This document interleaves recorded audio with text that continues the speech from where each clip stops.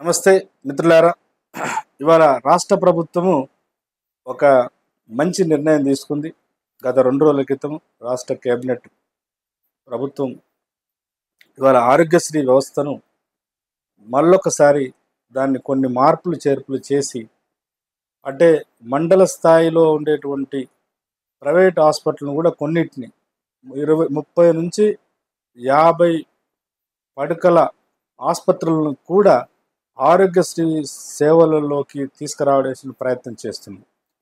ఈ ఆరోగ్యశ్రీ అనేటువంటిది 2007లో మన రాష్ట్రంలోకి అమల్లోకి వచ్చినప్పటికీ, కాంగ్రెస్ పార్టీ అధికారంలోకి వచ్చిన తర్వాత 2023 డిసెంబర్ 8 నాడు రాజీవ్ ఆరోగ్యశ్రీగా దీన్ని మార్చడం జరిగింది.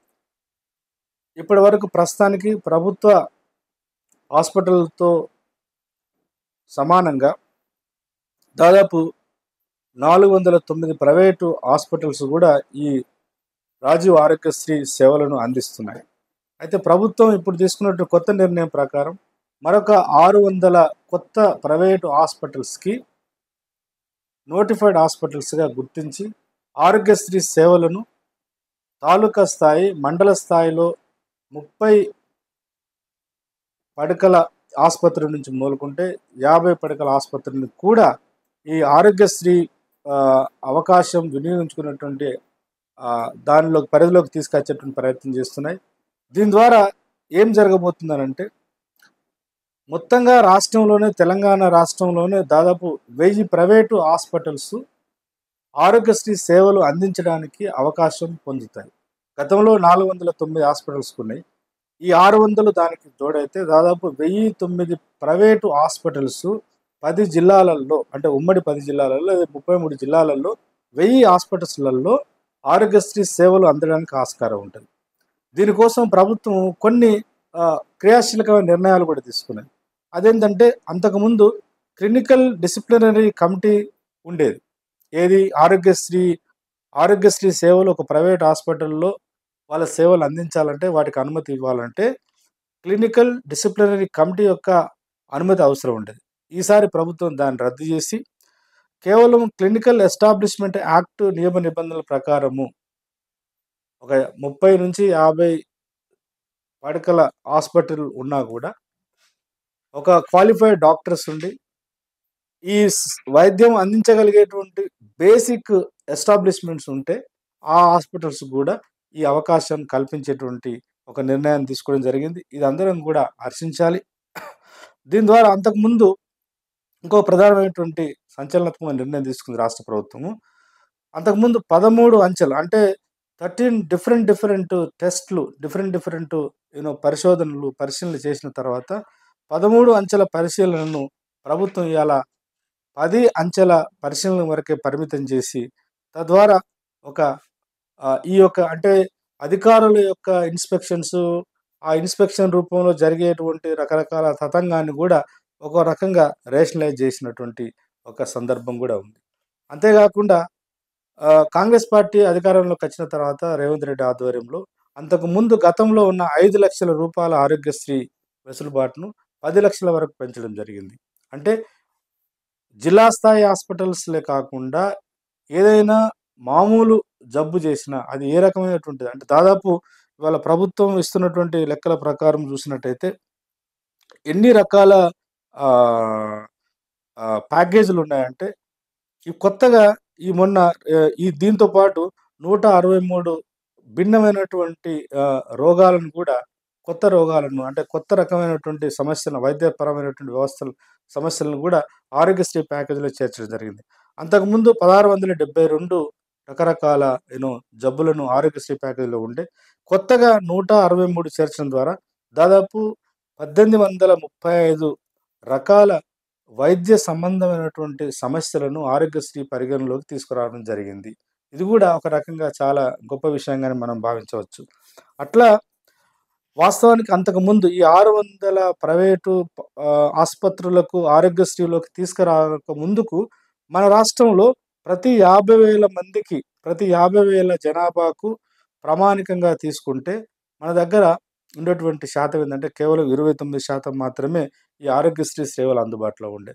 అదనంగా ఈ 600 హాస్పిటల్ను పరిగణలోకి తీసుకొని దాదాపు 1009 హాస్పిటల్స్‌ను ఆరోగ్యశ్రీ సేవలు అందించడానికి ఆస్కారం కల్పించడం ద్వారా ఇప్పుడు దాదాపు ప్రతి ఈ యొక్క 50,000 జనాభాకు అందుబాటులోకి ఒక ఆరోగ్యశ్రీ హాస్పిటల్ అంటే దాదాపు 29% నుంచి ఇప్పుడు 59% అది చేరినట్టు మనము ఆహ్, చే చేరడానికి ఆస్కారం ఉంటదని జెప్పేసి వైద్య రంగంలో పనిచేస్తున్నటువంటి నిపుణులు చెప్తున్నారు. మొత్తంగా ఒక ప్రజా ఉద్యమం నేపథ్యంలో నుంచి వచ్చినటువంటి ఈ ఆరోగ్యశ్రీ సేవలు ఇవాళ మారినటువంటి జీవన పరిణామ క్రమం అంటే మన ఆహారపు అలవాట్లు కావచ్చు, ఇవాళ వస్తున్నటువంటి మనం మనం స్వీకరించేటువంటి ఆహారం కావచ్చు, ఇతర పదార్థాలు కావచ్చు, అన్నీ గూడా కల్తీమయమైపోయి రకరకాల కొత్త కొత్త రోగాలొస్తున్నటువంటి ఈ సందర్భంలో, గ్రామీణ ప్రాంతాల్లో కూడా పూర్తిగా మనం పండించే పంట గూడా విషతుల్యమైనటువంటి పంట గాబట్టి, అనివార్యంగా బతకడం కోసం తింటున్న ఈ క్రమంలో అనేక రకాల కొత్త జబ్బులొస్తున్నాయి. తక్కువ సమయంలోనే ఈవెన్ అంటే వయసుతో సంబంధం లేకుండా కొత్త కొత్త సమస్యలతో సమాజం బాధపడుతున్నది. సరే దానికి తగ్గట్టు సైన్స్, టెక్నాలజీ, వైద్య రంగం గూడా అభివృద్ధి చెందింది. కానీ ఒకవైపు ఎంత సైన్సు, ఎంత వైద్య రంగం, టెక్నాలజీ పెరిగిందో అదే స్థాయిలో కొత్త కొత్త సమస్యలు గూడా వస్తున్నాయి. ఈ కొత్త సమస్యలు వచ్చినప్పుడు దురదృష్టం ఏందంటే ఈ దేశంలో నాణ్యమైన విద్యను గాని, అవసరమైన వైద్యాన్ని గాని పేద ప్రజలకు, ప్రజలందరికీ ఉచితంగా అందించేటువంటి ఆలోచన పక్కన బెట్టి, విద్యను, వైద్యాన్ని వ్యాపారమయం చేసి, మిగతా అన్నిటిని గూడా ఉచితాలు ప్రకటించేటువంటి పాలకులు, పార్టీలొచ్చినాయి. కానీ ఈ ఆరోగ్యశ్రీ అన్న ఎంతో కొంత అంటే వేడి నీళ్ళకో చల్లీళ్ళలాగా తోడుగా ఆరోగ్యశ్రీ రావడం ద్వారా మధ్య తరగతి ప్రజలు, బీద ప్రజలకు ఏదైనా పరిష్కారం కానటువంటి సమస్య, వైద్యపరమైన సమస్యలొచ్చినప్పుడు కనీసం ఈ ఆరోగ్యశ్రీ యొక్క అవకాశాన్ని వినియోగించుకుంటున్నటువంటి వందలాది, వేలాది కుటుంబాలున్నాయి. కాబట్టి ఈ ఆరోగ్యశ్రీ వ్యవస్థను మరింత ప్రజాస్వామీకరించి, ఈ ఆరోగ్యశ్రీ వ్యవస్థ ద్వారానైనా కనీసము ప్రైవేటు ఆస్పత్రులలోకెళ్ళి లక్షలు, లక్షలు, వేలకు వేలు డబ్బులు కట్టలేని లక్షలు, లక్షల డబ్బులు, వేల డబ్బులు కట్టలేక ప్రాణాలను గాలిలో వదులుకున్నటువంటి బీద జనానికైనా రక్షణ కల్పించేటువంటి ఒక ఎంతో కొంత మేరకు ఈ ఆరోగ్యశ్రీ తోడ్పడుతుంది. సరే ఆరోగ్యశ్రీ అనే పథకాన్ని దానిలో భాగంగా వైద్యాన్ని అందిస్తున్నటువంటి ఏ ప్రైవేట్ హాస్పిటల్ పోయినా కూడా అక్కడ కూడా వివక్షత ఉంటది. డబ్బులు కట్టేటువంటి వాళ్ళకేమో ప్రత్యేకమైన వెసులుబాట్లు, ప్రత్యేకమైనటువంటి శ్రద్ధ ఉంటది. ఆరోగ్యశ్రీ కింద వైద్యం పొందుతున్న వాళ్ళకి ఆ మేరకు వివక్ష తప్పకుండా మనం ఎక్కడ పోయినా చూడవచ్చు.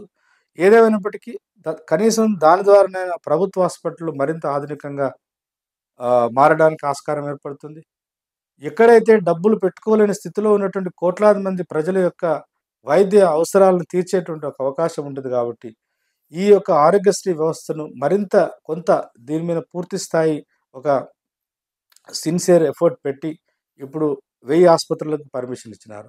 అయితే ఇచ్చినటువంటి 600 కొత్త ఆస్పత్రులు గూడా కేవలము దాని పేరు మీద డబ్బులు మూటగట్టుకునేటువంటి ప్రయత్నం చేసేటువంటి హాస్పిటల్స్‌కు ఇవ్వకుండా జాగ్రత్తగా పరిశీలించి ప్రజలకు సేవ చేయగలిగేటువంటి మినిమమ్ ఎక్విప్‌మెంట్స్ ఉండి, ట్రైన్డ్ డాక్టర్స్ ఉన్న దగ్గరనే ఈ అవకాశం కల్పించాలని, అలా ఇవ్వడం ద్వారా గ్రామీణ ప్రాంతాలకు సంబంధించిన వాళ్ళు ఏ చిన్న రోగం వచ్చినా కూడా హైదరాబాద్‌కో, వరంగల్‌కో, కరీంనగర్‌కో జిల్లా స్థాయి ఆహ్, ఆస్పత్రులకు పోకుండా వాళ్ళ ఊర్లలకు దగ్గరగా ఉన్నటువంటి మండల స్థాయి, తాలూకా స్థాయి ఒక ఒక మోస్తారు ఆహ్, వైద్య సేవలు అందించగలిగే హాస్పిటల్స్ గూడా ఈ దీనిలోకి తీసుకురావడం ద్వారా ప్రయాణ ఖర్చులు, భయము ఇవన్నీ ఏం లేకుండా గూడా ఆ సమస్యలు పరిష్కారం అయితాయని చెప్పేసి ఆశిస్తాం.